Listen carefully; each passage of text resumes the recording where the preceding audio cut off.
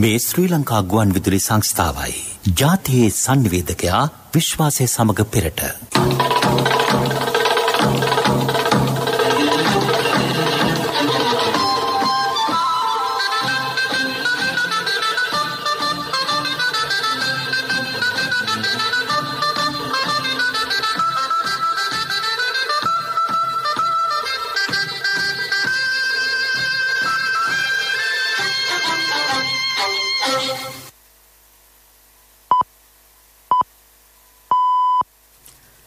වේලාව සවස 6යි. මේ ශ්‍රී ලංකා ගුවන් විදුලි සංස්ථාවයි. මෙන්න ප්‍රවෘත්ති.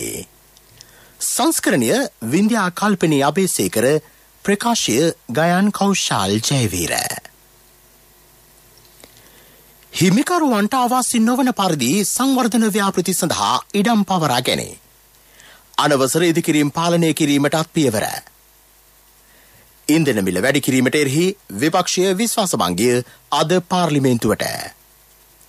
මධ්‍යම පාන්තිකයන් වෙනුවෙන් ඉදිකරන නිවාස ඒකකවල වැඩ කඩිනම් කෙරේ. රජයේ පාසල්වල ගුරුන්ට ටැබ් සහ ජංගම දුරකථන සහන මිලට ලබා දීමට රජයෙන් සැලසුම්. විදේශ සේවා නියුක්ති කාර්යාංශයේ පුහුණු මධ්‍යස්ථානවල පාඨමාලා මාර්ගගත ක්‍රමයට. රවි කරුණානායක, අර්ජුන් මහින්ද්‍ර නැතුළු විත්තිකරුවන් 10 දෙනාට එරෙහි බැලුම් කර වංචා නඩුව ජූලි 2 වෙනිදා දක්වා කල්යයි. කොවිඩ් නිසා පැන වූ සීමා දැඩි කිරීමට ඉන්දුනීසියානු රජයෙන් තීරණයක්. යුරෝපා පාපන්දු කුසලාන තරඟාවලියේ තවත් තරඟ දෙකක් අද මධ්‍යම රාත්‍රියේ. ශ්‍රී ලංකා ඉඩම් සංවර්ධනය කිරීමේ සංස්ථා සංශෝධන පනත් කෙටුම්පත සහ ඉඩම් අත්පත් කර ගැනීමේ පනත යටතේ නියෝග අද පාර්ලිමේන්තුවේදී සම්මත විය. එම පනත් ඉදිරිපත් කළ අමාත්‍ය එස්.එම්. චන්ද්‍රසේන මහතා ප්‍රකාශ කළේ සංවර්ධන ව්‍යාපෘති සඳහා ඉඩම් පවරා ගැනීමේදී ඉඩම් අයිතිකරුවන්ට අවාසි නොවන පරිදි වන්දි ලබා දීම මෙම නියෝගවල අරමුණ බවයි. අධිවේගී මාර්ග, විදුලි ව්‍යාපෘති, නගර සංවර්ධන හා ප්‍රවාහන ශේෂ්ත්‍රවල ව්‍යාපෘති සඳහා මෙම ඉඩම් පවරා ගැනේ. ඉඩමට මෙන්ම එහි පවතින දේපළවලටද වන්දි ගෙවීම සිදු කෙරේ. තරුණ ව්‍යවසායකයන් ලක්ෂයක් බිහි කිරීම සඳහා අවශ්‍ය ඉඩම් ලබා දීමට පියවර ගන්නා බවද අමාත්‍ය එස්.එම්. චන්ද්‍රසේන මහතා පැවසිය. අපි මේ සංශෝධනයේ බලාපොරොත්තු වෙන්නේ සමහර ඉඩම් අත්පත් කර ගැනීමේදී අවුරුදු ගණන් යනවා වන්දි මුදල් ලැබෙන්න. මන්න දන්න තරමින් අවුරුදු 10 15 ගිය ඉඩම් වලට තව වන්දි ගෙවන්න තියෙනවා. අපි අමාත්‍යාංශවලදී කටයුතු කිරීමේදී අපිට පෙනියන කාරණයක්. ඉතින් මේක තාම බරපතලයි. සමහර අය වන්දි මුදල් ලබා ගන්න කලින් එක්ක මේ ඇදෙනවා. තමන්ගේ වත්කමට අයිතිය වන්දිය නොලබාම මේ ඇදෙන අය ඉන්නවා. තමන්ගේ ජීවිත කාලය තුල ඒක ලැබෙන්නේ නැතුව. ඉතින් ඒක ලොකුම අසාධාරණයක් ජනතාවට වෙන. ඒ නිසා තමයි මේ පිළිබඳව අධිකරු ජනාධිපතිතුමාත් ගරු අගමැතිතුමාත් ඉඩම් ඇමතිවරයා හැටියට මට දැන්ුවේ කැබිනට් මණ්ඩලයට මේ පත්‍රිකාව ඉදිරිපත් කරලා අනුමත කරාගෙන මේ සඳහා කටයුතු කරන්න කියලා. විවාදයට එක්වෙමින් පාර්ලිමේන්තු මන්ත්‍රී ගයන්ත කරුණාතිලක මහතා ප්‍රකාශ කළේ සංවර්ධන ව්‍යාපෘති සඳහා ඉඩම් අත්පත් කර ගැනීමට විරුද්ධ නොවන බවයි. නමුත් විශේෂිත වටිනාකමකින් යුත් ඉඩම් අත්පත් කරගන්නේ නම් ඊට විරුද්ධ වෙන බවද හෙතෙම සඳහන් කළේය. කොවිඩ් අවධාන මහමුවේ මෙරට සාම්ප්‍රදායික වෘත්තීන්හි නියැලෙන්නන්ගේ ආදායම් මාර්ග අහිමි වී ඇති බව විවාදයට එක්වෙමින් අමාත්‍ය රෝහිත අබේගුණවර්ධන මහතා පැවසිය. ඔහු වැඩිදුරටත් කියා සිටියේ ආදායම් මාර්ග නිර්මාණය වන නව ව්‍යාපෘති ක්‍රියාත්මක කළ යුතු බවයි. ඊට අවශ්‍ය ඉඩම් පවරා ගැනීම මෙම පනතින් සිදු කෙරේ. කොවිඩ් හේතුවෙන් රටේ සංවර්ධන කටයුතු අඩාල නොවන බවද අමාත්‍ය රෝහිත අබේගුණවර්ධන මහතා ප්‍රකාශ කළේය. අපි දන්න ලෝකයේ ප්‍රවාහණයට ප්‍රධාන වශයෙන් බලපානවා දුම්රිය මාර්ග. එතකොට ඒක අනුව තමයි දඹුල්ල හරහා කුරුණෑගල සිට හබරන දක්වා දුම්රිය මාර්ග ව්‍යාපෘතිය. ඉතින් මේවට අපි දන්නවා ප්‍රායෝගිකව. අපි ආණ්ඩුව හිටියත් විපක්ෂයේ හිටියත් ඔබතුමන්ලත් එකඟ වෙනවා. අපි හුඟක් වෙලාවට මහජන නියෝජිතයෝ. අපි කොයි පක්ෂයේ හිටියත් අපි හැමෝම කැමති වැඩ කරන්න. මොකද අපි වැඩ කරන්න කැමති අපිට කාල රාමුවක් තියෙනවා. ජනතාව අපිව පත් කරන්නේ අවුරුදු 5කට. අවුරුදු 5කට පත් කරනකොට අපි බලාපොරොත්තු වෙනවා අපි ආරම්භ කරන වැඩේ අපි අවසන් කරන්න. නමුත් සමහර වෙලාවට අපිට නොයෙකුත් නිලධාරීන්ගේ සමස්ත නිලධාරීන්ගෙන් නෙවෙයි යම් නිලධාරීන්ගෙන් ප්‍රශ්න මතුවෙනවා ගරු සභාපතිතුමා. අපිට තියෙන හදිස්සියට නැති වෙන්න පුළුවන්. නීති රේඛලාසු වලට එකඟව අපි කියන විදිහට ගමන් මාර්ගයේ යන්න බැරි වුණාම ඒ ව්‍යාපෘතිය කරගන්න බැරි තත්යකට පරිවර්තනය වෙනවා. ඒ නිසා තමයි මේ වගේ මේ සංශෝධනයක් ගෙනල්ලා ගරු ඇමතිතුමා බලාපොරොත්තු වෙන්නේ අපි ගෙනියන මේ වැඩපිළිවෙල ඉදිරියට ඉතා ඉක්මනින් ගෙනියන්න අවශ්‍ය කරන වැඩපිළිවෙල ක්‍රියාත්මක කරන්න. විවාදයට එක් වූ පාර්ලිමේන්තු මන්ත්‍රී හරිනි අමරසූරිය මහත්මිය සඳහන් කළේ ඉඩම් ආශ්‍රිතව ආර්ථික සංස්කෘතික පාරිසරික සහ තවත් අංශ රසක් බැඳී ඇති බවයි. වර්තමාන සංවර්ධනාකෘතිය තුළින් ඒවා කොතෙක් දුරට ආරක්ෂා වී ඇද්ද යන්න සම්බන්ධයෙන් අවධානය යොමු කළ යුතු බව ඇය පැවසිය. මෙම පනත මගින් අනවසර ඉදිකිරීම් වහාම නැවැත්වීමේ බලය ලැබෙන බව රාජ්‍ය අමාත්‍ය නාලක ගොඩහේවා මහතා පැහැදිලි කළේය. එනිසා අනවසර ඉදිකිරීම් පාලනය කිරීමේ හැකියාවද පවතී. මුතුරාජවෙල රම්සා තෙත්බිමක් ලෙස සංරක්ෂණය කරන අතර ජලගැලීම් පාලනය කිරීමේ ව්‍යාපෘති ගණනාවක් මේ වන විට ක්‍රියාත්මක කෙරෙන බවද හිතින්ම පැවසිය. එදා ජලය රැස්වුණු ජලයේ බැසයන් තිබුණු ප්‍රදේශවල අද ජනතාව පදිංචි වෙලා. ඒ ප්‍රදේශ වෙන්කොට ආරක්ෂා කරන්න ඇලවල් කපලා ජල කළමනාකරණය කරලා විසඳුම් සොයන්නට රජය කොතරම් උත්සාහ කරා දිගින් දිගටම අනවසර සංවර්ධන කටයුතු සිදු වෙනවා. ඒ පාලනය කරන්න නීති රීතිය අවශ්‍ය වෙන්නේ එන්නේ නිසායි. මෙන්න මේක තේරුම් ගන්න අපි මුතුරාජවෙල තෙත්බිම ගනිමු. අපි දන්නවා 1990 ගණවල සංගණනයක් කරනකොට මේ මුතුරාජවෙල කියන තෙත්බිමේ තිබුණා හෙක්ටයාර් 3000ක විතර භූමි ප්‍රමාණයක්. නමුත් අද මේ වන විට මේ දශක 3 තිස්සේ සිදුවෙච්ච අනවසර ඉදිකිරීම නිසා මුතුරාජවෙල තෙත්බිමේ ඉතුරුලා තියෙන හෙක්ටයාර් 1000ක් වෙන්නේ. තුනෙන් එකක ඉඩ ප්‍රමාණයක් විතරයි. මිනිස්සු මේවා බලෙන් අල්ලගෙන කුණු ගෙනල්ලා දානවා. අනවසර ඉදිකිරීම දිනපතාම වගේ කරනවා. මේක තාමත්ම බරපතල තත්ත්වයක් කියලා පහුගිය කාලේ විශාල මහජන කතිකාවක් ඇති වුණා නිසා. ඒ නිසා අද මේ තත්ත්වය පාලනය කිරීම සඳහා ගරු සභාපතිතුමනි කැබිනට් පත්‍රිකාව කරා මම අනුමැතිය ලබාගෙන තිබෙනවා. මුතුරාජවෙල ඉතුරු තිබෙන තෙත්බිම් ප්‍රදේශයේ හෙක්ටයාර් 1000ක පමණ ප්‍රදේශය රජයට පවරා ගන්නට. අපි බලාපොරොත්තු වෙන්නේ රම්සා තෙත්බිමක් ලෙස සංරක්ෂණය කරන්නට. ඉන්ධන මිල වැඩි කිරීම සම්බන්ධයෙන් සජිත් ප්‍රේමදාස මහතා ප්‍රමුඛ විපක්ෂය අමාත්‍ය උදය ගම්මන්පිල මහතාට එරෙහිව ගෙනෙන විශ්වාසභංග යෝජනාව අද පෙරවරුවේ කතානායක මහින්දයාපා අබේවර්ධන මහතාට බාර දුන්නේය. ඊට විපක්ෂයේ මන්ත්‍රීවරු 43 දෙනෙකු අත්සන් තබා තිබේ. වර්තමාන රජයේ බලයට පත් වී වසර 2කට ආසන්න කාලයක් ගත වේ. විවිධ බාධක හමුවේ රටේ ආර්ථිකයට බලපෑම් එල්ලුවද මේ වනතෙක් රජය ඉන්ධන මිල ඉහළ දැමුවේ නැත. මේ මොහොතේ රජය ඉන්ධන මිල ඉහළ නොදමුවහොත් සමස්ත බැංකු පද්ධතිය අඩාල වීම ආයෝජන හා ආදායම් රටට අහිමි වීම ආදී නොයෙක් ගැටලු රැසකට මුහුණ දීමට සිදුවේ. ඉන් ජන ජීවිතයටද දැඩි බලපෑම් එල්ලවන බව මහ බැංකුව පසුගියදා ප්‍රකාශ කළේය. ඉන්ධන මිලෙහි වෙනසක් සිදු කළද ඉන් ආණ්ඩුවට ආදායම් ඉපිය නොහැකිය. එමෙන්ම යහපාලන රජයේ පැවති සමයේ විපක්ෂය විදුලි බල මණ්ඩලයට ඛනිජ තෙල් සංස්ථාවෙන් ලබාගත් ණය මුදල්ද සමග රුපියල් කෝටි 12000කට අධික ණය මුදලක්ද ඉදිරි කර ගොස් ඇත. 2014 වසරේ ජනාධිපති මහින්ද රාජපක්ෂ මහතාගේ පාලන සමයේ ලංකා පෙට්‍රල් ලීටරයක මිල රුපියල් 117ක් විය. ඩීසල් ලීටරයක මිල රුපියල් 111ක් දක්වා අඩු කර තිබුණි. ලෝක ඉන්ධන මිල පහත බැස තිබූ සෑම අවස්ථාවකදීම 2015 බලයට පැමිණි යහපාලන රජය පෙට්‍රල් ලීටරයක මිල රුපියල් 169 දක්වා ඉහළ අගයක පවත්වාගෙන ගියේය. දැනට ඛනිජ තෙල් සංස්ථාව සතු ඇති පාඩුව රුපියල් කෝටි 38000කි. ඉන්ධන මිල අඩුම රටවල් අතරින් ලංකාව මේ වන විටත් 3 වෙනි ස්ථානයේ පසුවෙයි. ඉදිරියේදී මහ ජනතාව අපහසුතාවට පත් නොවන පරිදි ඉන්ධන මිල පවත්වාගෙන යාමට රජය මේ වන විටත් සැලසුම් සකස් කරමින් පවතී. ඒ යටතේ නව ඉන්ධන ගබඩා පද්ධතිය ඉදිකෙරේ. එබැවින් මෙවැනි අර්බුදකාරී තත්ත්වයක් හමුවේ රජයට සහාය නොදක්වා විශ්වාස භංගයක් ගෙනීමට විපක්ෂය දරන උත්සාහය සාධනීය නොවන බව දේශපාලන විචාරකයෝ පවසති. කොරෝනා වසංගත තත්ත්වය හමුවේ මාර්ගගත ක්‍රමවේදයට අනුව අධ්‍යයන කටයුතු සිදු කිරීම සඳහා රජයේ පාසල් ගුරුවරුන්ට ටැප්පරිගණක හෝ ජංගම දුරකථන මිලදී ගැනීම සඳහා සහන ණය ක්‍රමයක් හඳුන්වා දීම කෙරෙහි රජයේ අවධානය යොමු ඇත. රාජ්‍ය අමාත්‍ය පියල් නිශාන්ත මහතා ජාතික ගුවන් විදුලියට ප්‍රකාශ කළේ ඒ පිළිබඳව රාජ්‍ය බැංකු සමග සාකච්ඡා කරන බවයි. පාසල් අධ්‍යාපන කටයුතු විධිමත්ව සිදු කිරීම මෙන්ම ඒ හමුවේ ඇති බාධක මගහරවා ගැනීම මෙහි අරමුණයි. මේ ප්‍රවෘත්ති ශ්‍රී ලංකා ගුවන් විදුලි සංස්ථාවෙන්. දැන් HDFC බැංකුවෙන් EPF ණය තොරතුරු හා සේවාවන් SMS එකකින්.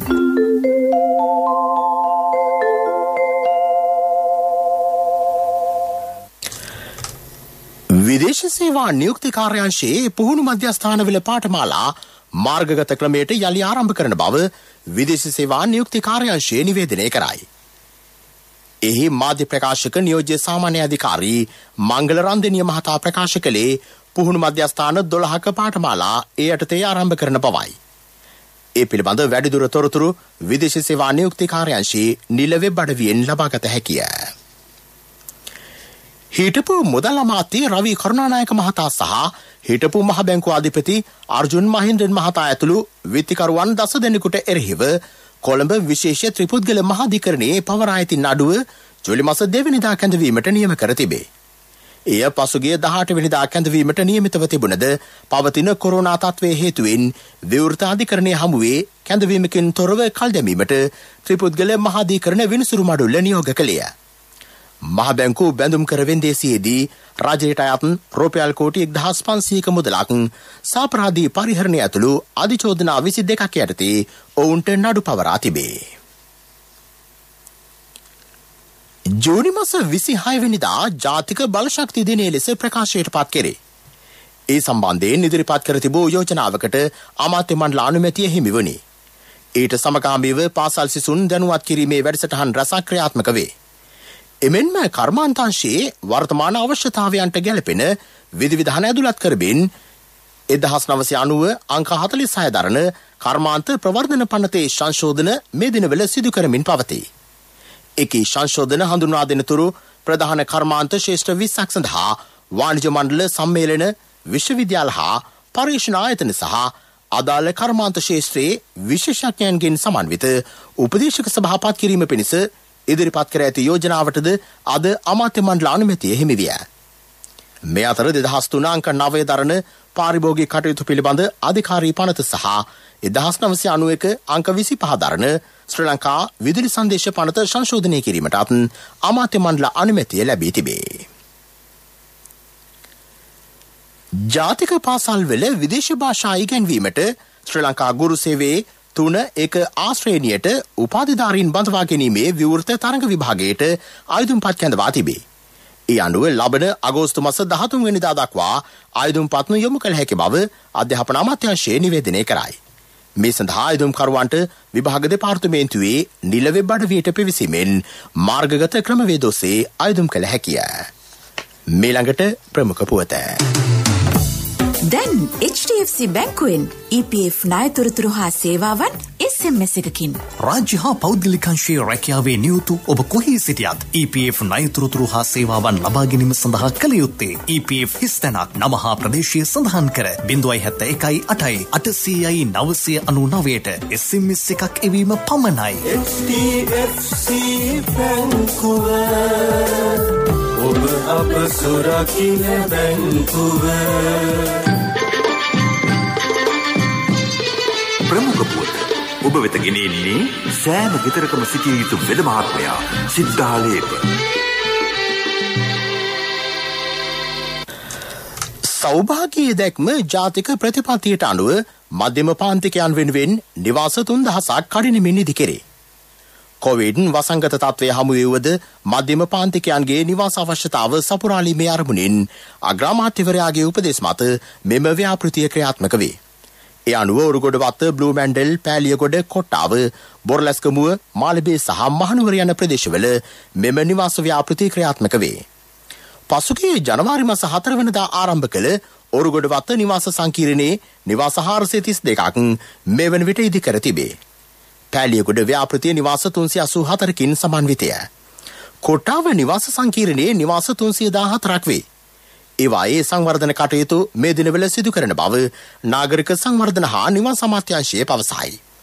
බ්ලූමැන්ඩල් ව්‍යාපෘතිය යටතේ නව නිවාස ඒකක 210ක් සහ මාළඹේ නව නිවාස ඒකක 256ක් ඉදි කෙරේ. නිවාස 120කින් යොත් බොරලැස්කමුව ව්‍යාපෘතියේ ඉදි කිරීම කටයුතුද මේ දිනවල සාර්ථකව සිදුවන බව එම අමාත්‍යාංශය දැනුම් දෙයි. දෙවන අධීර ලෙස පෑලියගොඩ ප්‍රදේශයේ ඉදි කරන ව්‍යාපෘතිය ඇති නව නිවාස ඒකක ගණන 504කි. ඔරුගොඩවත්ත ප්‍රදේශයේ ඉදිවන දෙවන නිවාස සංකීර්ණය නිවාස ඒකක 440කින් සමාන්විත වෙයි. ජනතාව වෙනුවෙන් සංවර්ධන කටයුතු නොනවත්වා ඉදිරියට ගෙන යමින් තරඟකාරී ලෝකයට සාර්ථකව මුහුණ දිය හැකි ආර්ථිකයක් නිර්මාණය කිරීම රජයේ අරමුණයි. මෙම නිවාස සංකීර්ණය සඳහා වැය කරන මුදල රුපියල් බිලියන 40කි. නව යුග දෙවියට පිවිසෙන තරුණ තරුණියන්, තරුණ වෘත්තිකයන්, ගුරුවරුන්, බැංකු නිලධාරීන් සහ මධ්‍යම පාන්තිකයන් ඉලක්ක කරගනිමින් මෙම නිවාස ව්‍යාපෘතිය ඉදි කෙරේ. මෙම සියලුම නව නිවාස රාජ්‍ය හා පෞද්ගලිකංශයේ රැකියා ස්ථානවලට ආසන්න වෙදි කර තිබීමද විශේෂත්වයකි. සියලු නිවාස මහල් නිවාස ලෙස ඉදිකරන අතර සියලුම යටිතල පහසුකම් වලින් සමන්විත වේ. රාජ්‍ය බැංකු වලින් 6.2% වැනි අඩුපොලියකට වසර 25කින් ගෙවා නිමවන පරිදි පහසු ගෙවීමේ ක්‍රමයට ණය ලබා ගත හැකිය. ප්‍රමුඛ පුවත් ඔබ වෙත ගෙන ආවේ සෑම ගෙදරකම සිටිය යුතු වෙද මහත්මයා සිද්ධාලේප. සත්‍ය හඬ අවධානය පිණිසයි. ඇහැලියගොඩ සිට දෙහියෝවිට මාර්ගයේ ස්ථාන රැසක කැලිකසල දමා යාම හේතුවෙන් ප්‍රදේශවාසීහු දැඩි අසීරුතාවකට පත්ව සිටිති. වෙනත් ප්‍රදේශවල පිරිස් වාහනවලින් පැමිණ විවිධ ස්ථානවල කැලිකසල දමා යාමට හුරු වී සිටිති.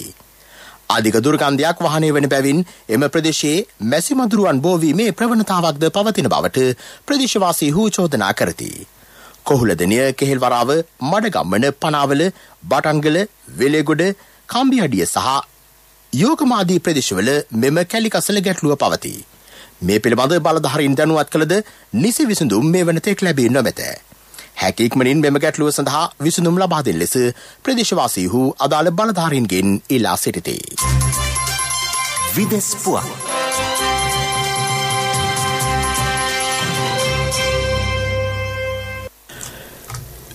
ලෝක උරුමයක් වන මහාබාධක කොරල්පරය දැඩි ලෙස විනාශ වී ඇති බව යුනෙස්කෝ සංවිධානය පවසයි. දේශගුණික වෙනස්වීම් වල බලපෑම ඊට හේතු වී ඇත. ගෝලීය උෂ්ණත්වයේ ඉහළ යාම සම්බන්ධයෙන් කඩිනම් පියවර ගත යුතු බව ඕස්ට්‍රේලියාව ප්‍රකාශ කර තිබේ. ලෝක උරුම ලැයිස්තුවේ මහාබාධක කොරල්පරයට හිමි ස්ථානයේ යම් සංශෝධනයක් සිදු විය හැකි බවද විදේශ මාධ්‍ය වාර්තා කරයි. කොවිඩ් හේතුවෙන් පනවා ඇති සීමා දැඩි කිරීමට ඉන්දුනීසියානු රජය තීරණය කරයි. නවාසාදිතයන් වාර්තාවීම ඉහළ අගයක පැවතීම ඊට හේතුවයි. ඊයේ දින එරටින් කොවිඩ් ආසාදිතයන් 14536 දෙනෙකු වාර්තා විය. රාමසානෝත්සවයේ සමග ලද නිවාඩුවේ සංචාරකයන්ගේ පැමිණීම හේතුවෙන් මෙලෙස වෛරස් ව්‍යාප්තිය වර්ධනය වී ඇති බව එරට සෞඛ්‍ය අංශ පවසයි. ඉන්දියාවෙන් හඳුනාගත් ඩෙල්ටා ප්‍රභේදය ඉන්දුනීසියාවේ ප්‍රදේශ රැසකින් හඳුනාගෙන තිබේ. පෙරසර සංවර්ධනයක පුවත් සම්පින්ඩනය සංවර්ධන පුවත්. මෙම වසර අවසාන වන විට මාර්ග කිලෝමීටර් 25000ක් සංවර්ධනය කිරීම රජයේ ඉලක්කයයි. ග්‍රාමීය මාර්ග කිලෝමීටර් ලක්ෂයක් සංවර්ධනය කිරීමේ වැඩසටහනට අනුව මෙය ක්‍රියාත්මක කෙරේ. මෙම වසරේ දෙවන කාර්තුව වන විට මාර්ග 12336ක් පිළිසකර කිරීමට ආරම්භ කර ඇති බව අමාත්‍ය ජොන්ස්ටන් ප්‍රනාන්දු මහතා ප්‍රකාශ කළේය. ජාතික ගුවන් විදුලිය කළ විමසීමකදී ඔහු ප්‍රකාශ කළේ පරිසර හිතකාමී අයුරින් එම සංවර්ධන කටයුතු සිදු කරන බවයි. ගමනාගමනයට අපහසු කුඩා මාර්ග කාපට් කිරීම, අධිවේගී මාර්ගවල තදබදයකින් තොරව පිවිසිය හැකි ලෙස මාර්ග පිළිසකර කිරීම සහ ප්‍රධාන නගරවලට පිවිසීමට ඇති විකල්ප මාර්ග සංවර්ධනය කිරීම මෙම ව්‍යාපෘතිය යටතේ සිදු කෙරේ. ක්‍රීඩා පුවත්. යුරෝපා කුසලාන පාපන්දු තරඟාවලියේ තවත් තරඟ දෙකක් අද මධ්‍යම රාත්‍රියේ ආරම්භයි. ක්‍රොේෂියාව සහ ස්කොට්ලන්තය අතර එක් තරඟයක් පැවැත්වේ. අනෙක් තරඟය පැවැත්වෙන්නේ චෙක් රාජ්‍යය සහ එංගලන්තය අතරයි. පාකිස්තාන ක්‍රිකට් කණ්ඩායමේ පිතිකරන පුහුණුකරුවන යුනිස් ખાન සිය දුරෙන් ඉල්ලාස්වීමට තීරණය කර තිබේ. ඒ පිළිබඳ වැඩිදුර කරුණු පැහැදිලි කිරීමක් මේ වනතෙක් ඔහු පාකිස්තාන ක්‍රිකට් ආයතනයට සිදු කර නොමැති බව වාර්තා වේ. ඒ අනුව එළඹෙන එංගලන්ත තරඟ සංචාරය සඳහා පුහුණුකරුවෙකු නොමැතිව සිය කණ්ඩායම පිටත්ව යන බව පාකිස්තාන ක්‍රිකට් ආයතනය අද නිවේදනය කර ඇත. හිටපු ක්‍රිකට් නායකයෙකු වන යුනිස් ખાન පාකිස්තාන කණ්ඩායමේ පුහුණුකරු වශයෙන් වසර 2ක් සඳහා පත් කෙරුණේ පසුගිය නොවැම්බර් මාසයේදීය. ව්‍යාපාරික පුවත් ඔබ වෙත ගෙන එන්නේ NSB ගෞරව ප්‍රශංසා. ඔබේ මුදලට සුරක්ෂිතම ස්ථානය ජාතික ඉතිරි කිරීමේ බැංකුව. පසුගිය වසර එකහමාර තුළ රුපියල් කෝටි 16700ක නව සංචාරක ආයෝජන මෙරටට ලැබී ඇත. ඉදිරිපත්ව ඇති ව්‍යාපෘති 54න් 29ක් සඳහා අනුමැතිය දුන් බව සංචාරක අමාත්‍ය ප්‍රසන්න රණතුංග මහතා පැවසිය. එහි අගය රුපියල් කෝටි 3503කි. කේබල් කාර් ව්‍යාපෘති, පාවෙනාපන ශාලා, දී යට කලාගාරය වැනි සංචාරක ආයෝජන ව්‍යාපෘතිද මේ අතර වේ. ව්‍යාපාරික පුවත් ඔබ වෙත ගෙනාවේ රට වෙනුවෙන් විශිෂ්ට සේවයක් සිදු කළ ජ්‍යෙෂ්ඨ පුරවැසියන් වූ ඔබට පිදෙන උත්තමාචාරයක් ලෙස ජාතික ඉතිරි කිරීමේ බැංකුව NSB ගෞරව ප්‍රශංසා හඳුන්වා දුන්නා. දැන් NSB ගෞරව ප්‍රශංසා සමගින් 6.75%ක අවම පොලියක් යටතේ මිලියන 5ක් දක්වා ණය මුදලක් පැය 2කින් ලබා ගන්න. විශ්‍රාමික රාජ්‍ය සේවක ඔබට වයස අවුරුදු 75 දක්වා ගෙවීමේ පහසුකම්ද සහිතයි. ග්‍රිබ් වාර්තා අනවශ්‍යයි. NSB ගෞරව ප්‍රශංසා ඔබේ මුදලට සුරක්ෂිතම ස්ථානය ජාතික ඉතිරි කිරීමේ බැංකුව. ආර්ථික පුවත් ආවරණය ඔබේ ඕනම අවශ්‍යතාවයකට සුදුසු මූල්‍ය විසඳුම් දෙන එන අය දියුණු වෙන අය එන LOLC සමූහය එන්න දියුණු වෙන්න.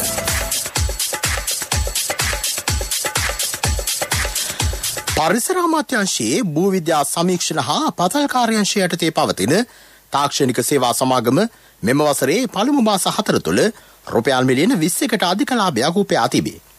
රජයට අයත් සමාගමක් වන මෙය 2020 වසරේදී පාඩු ලැබිය. එහි සේවක කාර්ය මණ්ඩලයේ කාර්යක්ෂමතාවය ඉහළ නැංවීම මගින් මෙම වසරේ ලාභ උපයා ඇත. ගත වූ මාස 4 තුළ මෙම ආයතනය සපයන සේවාවන් මත ලැබූ සමස්ත ආදායම රුපියල් මිලියන 239කට අධිකය. යුතුයකම් වගකීම් එක්ක සල්ලි ඉතුරු කරන්න ලේසි නෑ. ඔබේ ස්ථාවර තැන්පතට ආකර්ෂණීය පොලියක් හා ආරක්ෂාවක් දෙන්න අපි පොරොන්දු වෙන්නේ ඒකයි. LOLC Finance ස්ථාවර තැන්පතු ඉතිරිය උතුරන්න. 2001 දෙසැම්බර් 13 වෙනි දින නීතිගත කරන ලද LOLC Finance PLC ICRA Lanka limited වෙතින් SLA ස්ථාවර ශ්‍රේණිය ලබා ඇත. 2011 අංක 42 දරන මුදල් ව්‍යාපාර පනත යටතේ ශ්‍රී ලංකා මහ බැංකුවේ මුදල් මණ්ඩලය වෙතින් බලපත්‍රලාභී මුදල් සමාගමකි.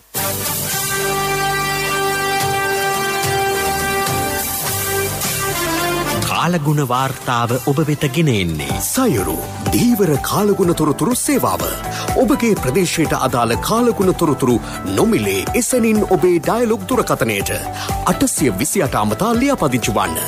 දීවර හා ජලජ සම්පත් දෙපාර්තමේන්තුව සහ කාලගුණ විද්‍යා දෙපාර්තමේන්තුවේ ඉදිරිපත් කිරීමකි. සයුරු සමග සොරැකීම. බස්නාහිර මධ්‍යම සබරගමුව සහ දකුණු පළාත්වල විටින් විට වැසි හෝ ගිගුරුම් සහිත වැසි ඇති වෙන බව කාලගුණ විද්‍යා දෙපාර්තමේන්තුව පවසයි. රාත්‍රී කාලයේදී නැගෙනහිර සහ ඌව පළාත්වල සහ මුලතිව් දිස්ත්‍රික්කයේ වැසි හෝ ගිගුරුම් සහිත වැසි ඇතිවේ. වයඹ පළාතේ වැසි වාර කිහිපයක් ඇතිවිය හැකිය. බස්නාහිර සහ සබරගමුව පළාත්වලත් ගාල්ල සහ මාතර දිස්ත්‍රික්කවලත් ඇතැම් ස්ථානවලට මිලිමීටර් 50ට වැඩි තරමක තද වැසිද ඇතිවිය හැකි බව එම දෙපාර්තමේන්තුව දැනුම් දෙයි.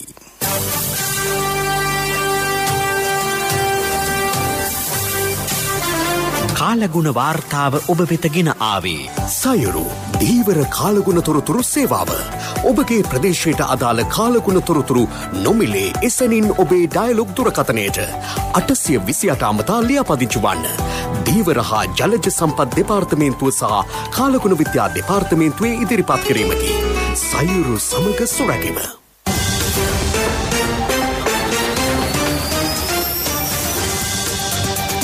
ලෝක බැංකු පද්ධතියේම අර්බුද පවතින අවධියක මෙරට බැංකු පද්ධතියේ අර්බුදයක් ඇති බවට ජාතික නායකින් චෝදනා කිරීම සුදුසු වන්නේද? එවැනි අර්බුදයක් මතු කළ යුත්තේ කොරෝනා වසංගතය හෝ ගෙවුණු වසර 1.5 නිසාවෙන් නොවේ. දිගු කලක සිට වරින් වර මෙරට ගොඩනැගුණු අකාර්යක්ෂම පාලනයන් නිසාවෙනි. 2014 සිට 2020 වනතුරු මෙරට ආර්ථිකය කඩා වැටුණොද සැලසුම් කළ ඍජු විදේශ ආයෝජන නොපැමිණියද ලංකාව ආසියාවේ වැඩිම සුබ සාධනවාදී රාජ්‍ය වන්නේය. අපි ජාතික ගුවන්විදුලි වගකීම සැමදා සාධාරණව ඉටු කරමු.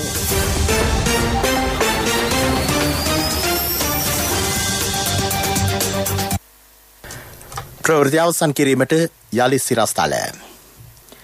හිමිකරුවන්ට අවශ්‍ය නොවන පරිදි සංවර්ධන ව්‍යාපෘති සඳහා ඉඩම් පවරා ගැනේ. අනවසර ඉදිකිරීම් පාලනය කිරීමටත් පියවර. ඉන්ධන මිල වැඩි කිරීමට එරෙහි විපක්ෂයේ විශ්වාස භංගය අද පාර්ලිමේන්තුවට. මධ්‍යම පාන්තිකයන් වෙනුවෙන් ඉදිකරන නිවාසේකකවල වැඩ කඩිනම් කෙරේ. රජයේ පාසල්වල ගුරුවරුන්ට ටැබ් සහ ජංගම දුරකථන සහන මිලට ලබා දීමට රජයෙන් සැලසුම්. විදේශ සේවා නියුක්ති කාර්යාංශයේ පුහුණු මධ්‍යස්ථානවල පාඨමාලා මාර්ගගත ක්‍රමයට. රවි කරුණානායක අර්ජුන් මහින්ද්‍ර නැතුළු විත්තිකරුවන් 10 දෙනාට එරෙහි බැඳුම් කර වංචා නඩුව ජූලි 2 වෙනිදා දක්වා කල්යයි. කොවිඩ් නිසා පැන වූ සීමා දැඩි කිරීමට ඉන්දුනීසියානු රජයෙන් තීරණයක්. යුරෝපා පාපන්දු කුසලාන තරඟාවලියේ තවත් තරඟ දෙකක් අද මධ්‍යම රාත්‍රියේ. අපගේ මෙම ප්‍රවෘත්ති ප්‍රකාශයට www.slbc.lk වෙබ් අඩවිය ඔස්සේද සවන් දිය හැකිය. ප්‍රවෘත්ති ඉන් සමාප්තයි. අපගේ මීළඟ ප්‍රධාන ප්‍රවෘත්ති ප්‍රකාශය රාත්‍රී 9ට.